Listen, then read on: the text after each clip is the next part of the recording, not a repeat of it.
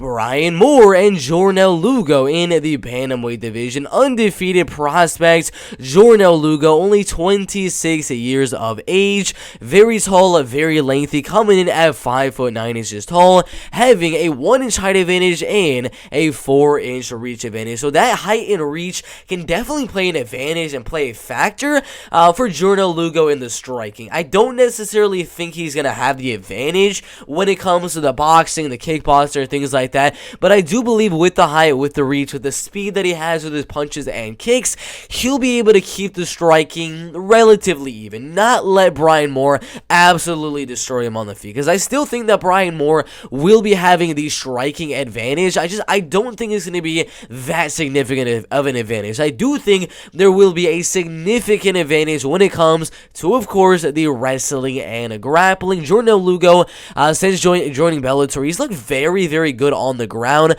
going out there beating undefeated Skylar Suto by unanimous decision, Cass Bell by unanimous decision, and barely submitting Keith Lee with no seconds left. You can see right there, 5 minutes of the first round, absolutely insane. He's got a lot of other submission and knockout wins, but if he's going to win here against Brian Moore, it's probably going to be a decision. Brian Moore has been submitted in the past, but he did not get finished by guys like Nikita Mikhailov and then Noah Lahat inside of Bellator, so I don't necessarily think he's going to get finished, but he has before by AJ McKee Jr., Daniel Weichel, Murat Pekov, Dave Hill.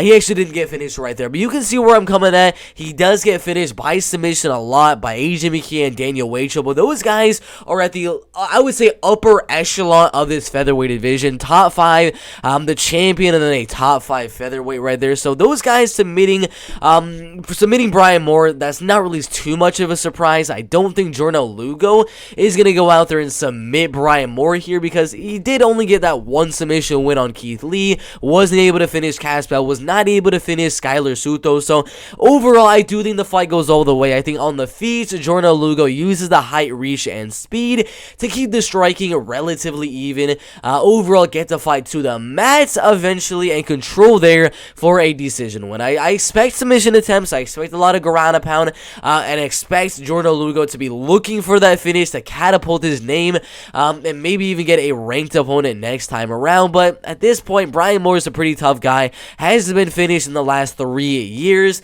I don't think we see a finisher. Jornel Lugo by unanimous decision in the bantamweight division.